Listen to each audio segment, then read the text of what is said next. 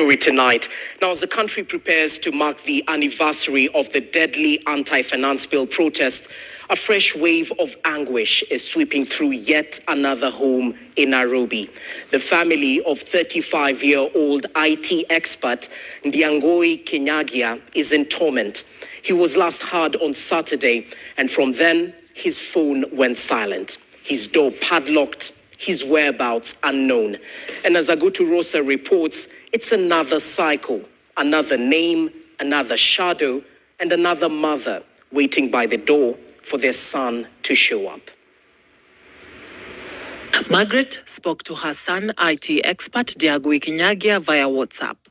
And by 1 p.m., his phone fell silent and has remained off since then. That evening is now when things started unfolding. Na nikajua for sure things are not okay. Because my son, his phone is always on. And then hata namfuatanga sana hata kwa Twitter. Nikaona after his Twitters, they were off. Hey guys, welcome back to Drama Hub 254 for a breakdown of trending topics as usual with your girl Cindy. Some crazy things been going on in these Kenyan streets, so let's get right into it. On June 21st, Kenyan online activist Ndiangui Kinyagia went silent. Just hours earlier, he'd been active on X, sharing his thoughts on the Kenyan regime and the recent protests that have been going on, and amongst them, he listed a program, quote-unquote program, that listed the activities that are going to go on during the 2025 June 25th protests. And among the items in the program were some pretty crazy things. Among them at 2 p.m. it said hang the president, and also among the items was swearing in of like a new regime. I'm going to insert the image here for you guys to see. So basically, he was collected by the DCI, or so we thought, because he shared an image of a charge sheet by the DCI with his family, and it listed items that had been confiscated. Amongst them, his mobile phones, his laptops, and his passports, among other personal items.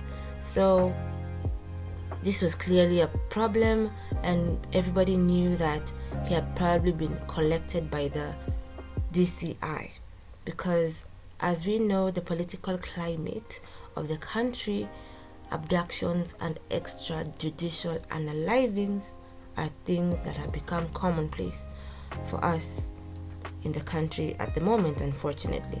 So that afternoon, when he was getting collected, neighbors reported seeing up to 10 Subarus vehicles, the ones often linked to this kind of operations. So basically, the hashtag went up, where is Ndiangui'S, stop abductions, and you know these hashtags that go on X whenever an injustice has happened. If there's anything that Kenyans know how to do, is to collaborate on the social media platforms for a social cause. So initially, there was something that happened. A man was found, and he seemed to fit the description of Ndiangui Kinyagia, and everybody thought that that was him. However, he was later identified as Jackson Njuguna Wambui, who's a clothes vendor and a resident of Ruaka. He was found unconscious and badly beaten on the roadside, leading to speculations that he was a missing blogger. However, his family clarified that Jackson is not the one.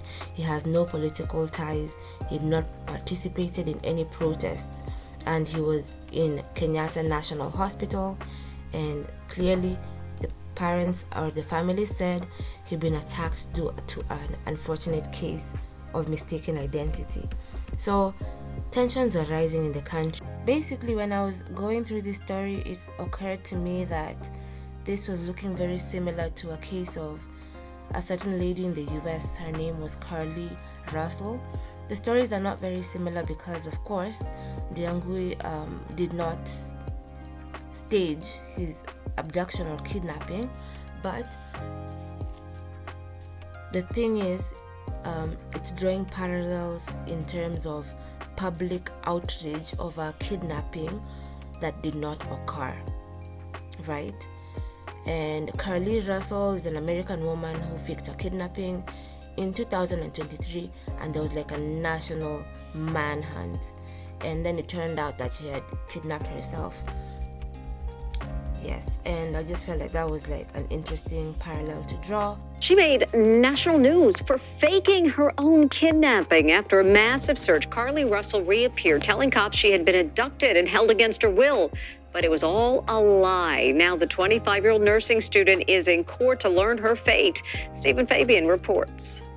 The nursing student who made national headlines when she faked her own kidnapping is finally facing the music. How do you plead? Guilty. 25-year-old Carlee Russell was driving home from work when she called 911 to say she was pulling over to help a toddler she had seen on the side of the highway. What is he wearing?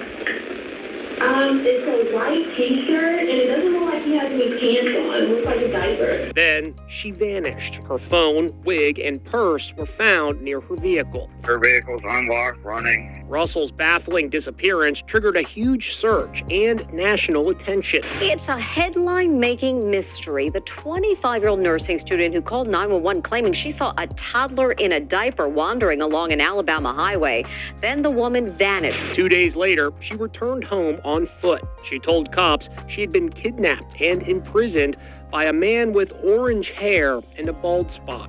But authorities were suspicious, saying Carlee Russell had researched the phrase Amber Alert and watched the kidnap movie Taken. She was charged with 2 counts of falsely reporting an incident. Russell appeared in court in Birmingham, Alabama to learn her fate and faced withering criticism from the judge and prosecutor. Ms. Russell faked a kidnapping, duped the community, and contrived this situation. You alarmed the community, this community, and you really alarmed the country because the story went nationwide. Then it was Russell's turn, and she choked with emotion.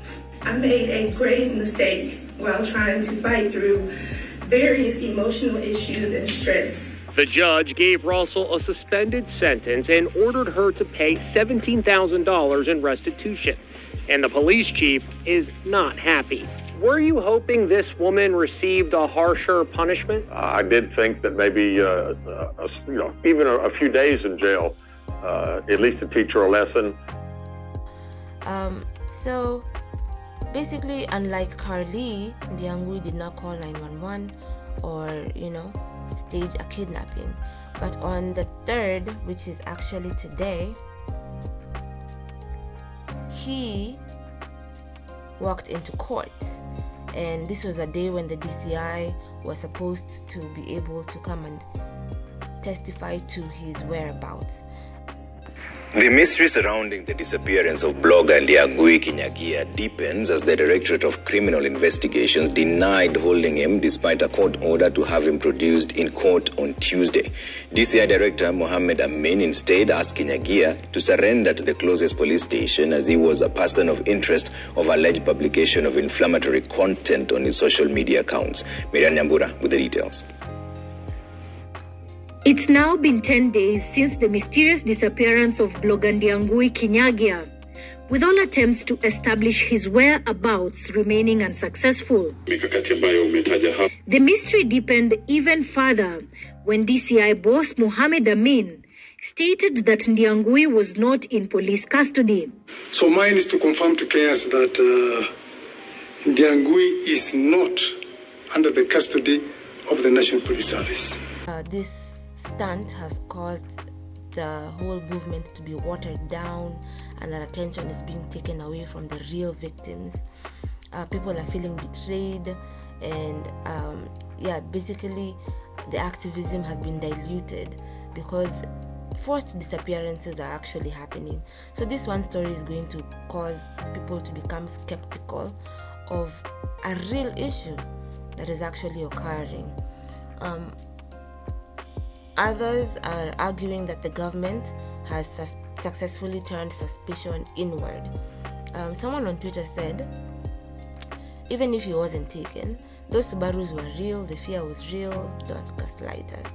So he could have been picked up, intimidated, and then released once legal pressure mounted. The court was on the backside of the DCI saying when your loved one has been taken by the police, or someone that you know has been taken by the police, they need to be able to present them in court if you file a petition called the habeas corpus.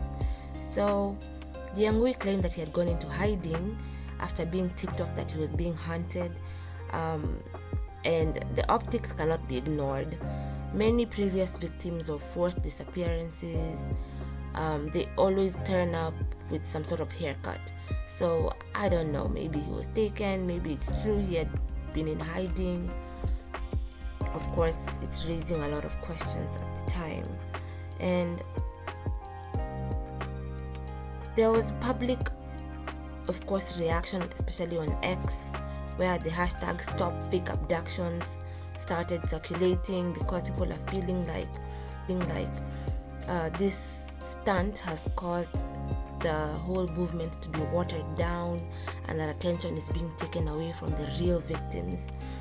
People are feeling betrayed, and basically the activism has been diluted because forced disappearances are actually happening.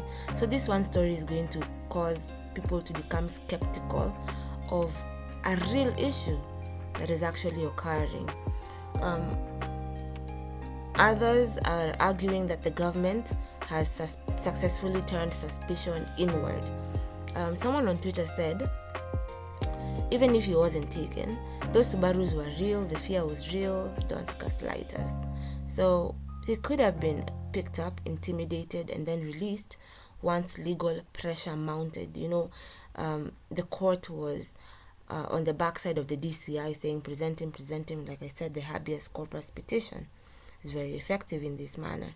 So also perhaps, this is another point of view, others think he may have seen an opportunity to build martyrdom and seized it. The result is a credibility crisis that now haunts both activism and state institutions alike. Ndiangui's story is no longer just about one man. It is about the dangerous blur between truth and tactics in modern resistance. Was he silenced briefly, then released to confuse us? Or did he gamble with the country's trauma and boost his platform? In a nation where activists vanish in daylight, bodies are misidentified, and clean-shaven men reappear with vague explanations, we're left to ask, was this an abduction or a masterclass in manipulation? Guys, I will have done a misjustice or an injustice, sorry, if I don't give you my very own personal opinion. I feel, with all that being said and having analyzed the information that we have so far, my heart leans towards the belief that Ndiangui was in fact abducted. This is how I feel. And that the state is playing some sort of psychological games with us, gaslighting us in broad daylight. Activist Boniface Mwangi came out and condemned Ndiangui for staying hidden while the rest of us were losing our minds, planning action. Sabasaba is on Monday, right? And guys are going to come out, and this was fuel to the fire. Just the same way Albert Ojwang's unaliving came at a time when tulikuwa, in Kenyan words, tulikuwa tumefikishwa kwa core, tulikuwa tayari kufanya maneno already. And that was just, it ignited the fire underneath us to do something. So this Ndiangui disappearance / abduction / whatever this is came at a time when it is just the weekend, and then the Sabasaba is happening on Monday. So this timing was, they had to find, maybe the government had to find a way to quell our hearts, because the people of Kenya have become sick and tired. This is a completely different time. The Gen Zs of the country really showed people that power can be taken into our hands, and people are showing out. So I feel like, I'm sorry, I lost my train of thought. I feel like the activist Boniface Mwangi, who came out and condemned Ndiangui, perhaps I'm going to find that and insert in the video. I feel like Boniface Mwangi spoke too soon, right? And I feel like I understand where he's coming from. A lot more information is going to come out through the pipeline, and we need to wait and see how this unfolds, because something definitely does not feel right. Information has been hidden from us. Someone knows something, and someone should say something. We must remain vigilant, we must ask better questions, and we must refuse to take anything at face value. Again, this has been Cindy. Send us your feedback on the Gmail that is in the description, or also interact with us on the chat down in the comments. Like, subscribe, and follow us on to the next video. Thank you, and take care of yourselves. Bye.